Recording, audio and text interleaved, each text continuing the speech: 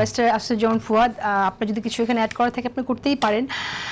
তবে আমি একটু শুনতে চাই যে সরকার কিছু উদ্যোগ নিচ্ছে, সেই উদ্যোগগুলোকে আপনি কিভাবে দেখছেন, যদি স্পেসিফিক আপনি এই জায়গাটায় আমাকে একটু বলতেন তাহলে আমরা সময় বাঁচতো আর কি। যেমন আমি ইমাম, মুয়াজ্জিন, পুরোহিত এবং যাজকেরা পাচ্ছেন মাসিক সম্মানে, সেই উদ্যোগটা নেওয়া হয়েছে সরকারি পরিকল্পনা অনুযায়ী। ইমামদেরকে 5,000 টাকা, মুয়াজ্জিনদের 3,000, খাদেমদের 2,000 টাকা এবং মন্দিরের পুরোহিতদের 5,000 টাকা, সেবায় 3,000, বৌদ্ধ বিহার অধ্যক্ষদের 5,000, উপাধ্যক্ষ 3,000 এবং গির্জা যাজকেরা 5,000 ও সহকারী যাজকেরা 3,000 টাকা করে সম্মানী পাবে মাসে।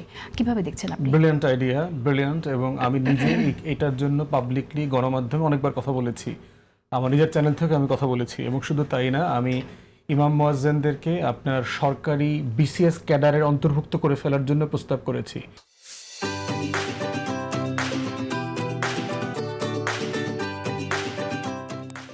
খতিব যারা যারা এটা কোয়ালিফাই, একটা একটা মানে ক্রাইটেরিয়া ঠিক করতে হবে, কে কোন ধরনের মসজিদে কাজ করছেন, কার কীরকম কোয়ালিফিকেশন।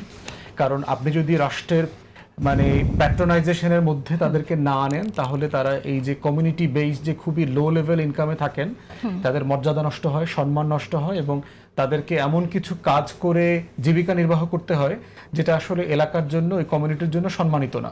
তো এটা খুবই ভালো উদ্যোগ এবং এটা আমি চাইবো বর্তমান সরকার এবং মাননীয় প্রধানমন্ত্রী এটাকে আরো পার্মানেন্ট ফর্মে সেটেল করবেন, শুধু ওয়ান অফ না। ওকে।